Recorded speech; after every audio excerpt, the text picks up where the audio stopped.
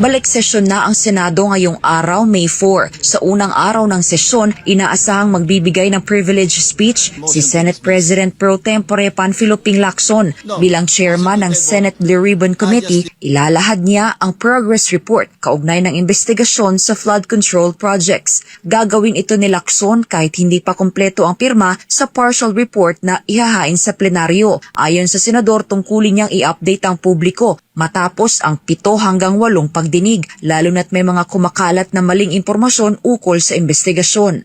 Sinabi ni Lacson na kahit may mga pagtatangkang harangin ang resulta ng investigasyon ng Blue Ribbon Committee, hindi ito uubra dahil hindi na ito malilimutan ng publiko. Anya, galit na ang mga tao at ramdam na nila ang epekto nito. Ikinumpara pa niya ito sa kaso ni Janet Lim Napoles, ngunit mas malala ang kasalukuyang issue. Sinabi rin ni Lacson na maaari niyang isama sa kanyang talumpati ang iba pang ebidensya na hindi natalakay sa mga committee hearing. Plano rin niyang ibahagi ang partial report sa Department of Justice at Office of the Ombudsman upang makatulong sa kanilang investigasyon. Magpapatuloy naman anya ang pagdinig ng komite kung saan posibleng imbitahan ang ilang personalidad. Kabilang dito sina dating House Speaker Martin Romualdez at dating Ilocos Sur Governor Chavit Singson, pati ang Brave 18 na may alam sa mali-maletang pera na umano'y dinadala sa ilang opisyal ng gobyerno. Ayon kay Lacson, target nilang maipagpatuloy ang mga pagdinig bago ang adjournment sine die sa Hunyo 6 at isasabay raw ito sa pagsasaayos ng mga schedule dahil sa posibleng impeachment trial ni Vice President Sara Duterte. Balik sesyon na ang Senado ngayong araw, May 4. Sa unang araw ng sesyon, inaasahang magbibigay ng privilege speech si Senate President Pro Tempore Panfilo Ping Lacson. Bilang chairman ng Senate Blue Ribbon Committee, ilalahad niya ang progress report kaugnay ng investigasyon sa flood control projects. Gagawin ito ni Lacson kahit hindi pa kumpleto ang pirma sa partial report na ihahain sa plenaryo. Ayon sa senador, tungkulin niyang i-update ang publiko matapos ang 7 hanggang 8 pagdinig, lalo na't may mga kumakalat na maling impormasyon ukol sa investigasyon.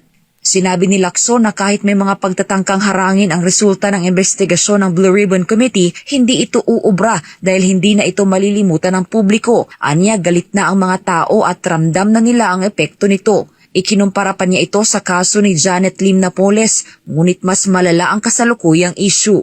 Sinabi rin ni Lacson na maaari niyang isama sa kanyang talumpati ang iba pang ebidensya na hindi natalakay sa mga committee hearing. Plano rin niyang ibahagi ang partial report sa Department of Justice at Office of the Ombudsman upang makatulong sa kanilang investigasyon. Magpapatuloy naman anya ang pagdinig ng komite kung saan posibleng imbitahan ang ilang personalidad. Kabilang dito sina dating House Speaker Martin Romualdez at dating Ilocos Sur Governor Chavit Singson, pati ang Brave 18 na may alam sa mali-maletang pera na umano'y dinadala sa ilang opisyal ng gobyerno. Ayon kay Lacson, target nilang maipagpatuloy ang mga pagdinig bago ang adjournment sine die sa Hunyo 6 at isasabay raw ito sa pagsasaayos ng mga schedule dahil sa posibleng impeachment trial ni Vice President Sara Duterte. Balik sesyon na ang Senado ngayong araw, May 4. Sa unang araw ng sesyon, inaasahang magbibigay ng privilege speech si Senate President Pro Tempore Panfilo Ping Lacson. Bilang chairman ng Senate Blue Ribbon Committee, ilalahad niya ang progress report kaugnay ng investigasyon sa flood control projects.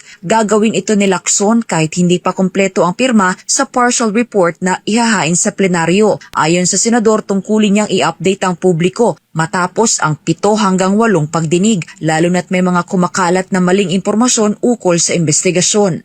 Sinabi ni Lacson na kahit may mga pagtatangkang harangin ang resulta ng investigasyon ng Blue Ribbon Committee, hindi ito uubra dahil hindi na ito malilimutan ng publiko. Anya, galit na ang mga tao at ramdam na nila ang epekto nito. Ikinumpara pa niya ito sa kaso ni Janet Lim Napoles, ngunit mas malala ang kasalukuyang issue. Sinabi rin ni Lacson na maaari niyang isama sa kanyang talumpati ang iba pang ebidensya na hindi natalakay sa mga committee hearing. Plano rin niyang ibahagi ang partial report sa Department of Justice at Office of the Ombudsman upang makatulong sa kanilang investigasyon. Magpapatuloy naman anya ang pagdinig ng komite kung saan posibleng imbitahan ang ilang personalidad. Kabilang dito sina dating House Speaker Martin Romualdez at dating Ilocos Sur Governor Chavit Singson, pati ang Brave 18 na may alam sa mali-maletang pera na umano'y dinadala sa ilang opisyal ng gobyerno. Ayon kay Lacson, target nilang maipagpatuloy ang mga pagdinig bago ang adjournment sine die sa Hunyo 6 at isasabay raw ito sa pagsasaayos ng mga schedule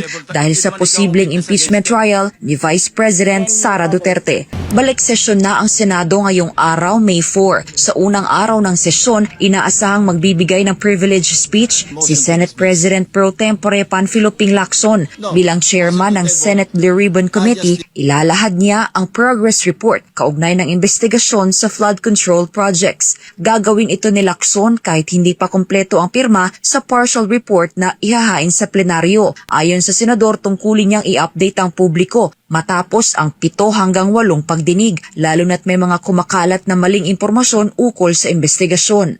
Sinabi ni Lacson na kahit may mga pagtatangkang harangin ang resulta ng investigasyon ng Blue Ribbon Committee, hindi ito uubra dahil hindi na ito malilimutan ng publiko. Anya, galit na ang mga tao at ramdam na nila ang epekto nito. Ikinumpara pa niya ito sa kaso ni Janet Lim Napoles, ngunit mas malala ang kasalukuyang issue.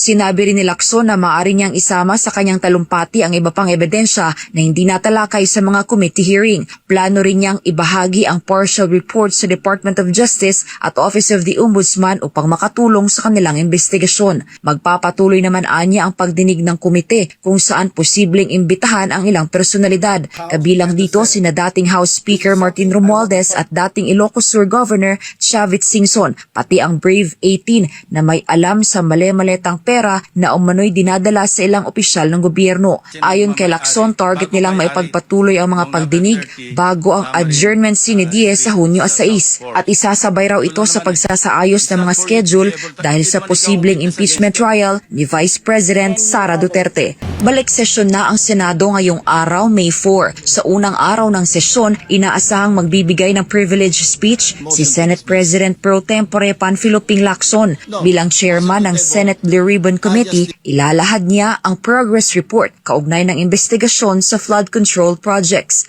Gagawin ito ni Lacson kahit hindi pa kumpleto ang pirma sa partial report na ihahain sa plenaryo. Ayon sa senador, tungkulin niyang i-update ang publiko matapos ang 7 hanggang 8 pagdinig, lalo na't may mga kumakalat na maling impormasyon ukol sa investigasyon. Sinabi ni Lacson na kahit may mga pagtatangkang harangin ang resulta ng investigasyon ng Blue Ribbon Committee, hindi ito uubra dahil hindi na ito malilimutan ng publiko. Anya, galit na ang mga tao at ramdam na nila ang epekto nito. Ikinumpara pa niya ito sa kaso ni Janet Lim Napoles, ngunit mas malala ang kasalukuyang issue. Sinabi rin ni Lacson na maaari niyang isama sa kanyang talumpati ang iba pang ebidensya na hindi natalakay sa mga committee hearing. Plano rin niyang ibahagi ang partial report sa Department of Justice at Office of the Ombudsman upang makatulong sa kanilang investigasyon. Magpapatuloy naman anya ang pagdinig ng komite kung saan posibleng imbitahan ang ilang personalidad. Kabilang dito sina dating House Speaker Martin Romualdez at dating Ilocos Sur Governor Chavit Singson, pati ang Brave 18 na may alam sa mali-maletang pera na umano'y dinadala sa ilang opisyal ng gobyerno. Ayon kay Lacson, target nilang maipagpatuloy ang mga pagdinig bago ang adjournment sine die sa Hunyo 6 at isasabay raw ito sa pagsasaayos ng mga schedule dahil sa posibleng impeachment trial ni Vice President Sara Duterte.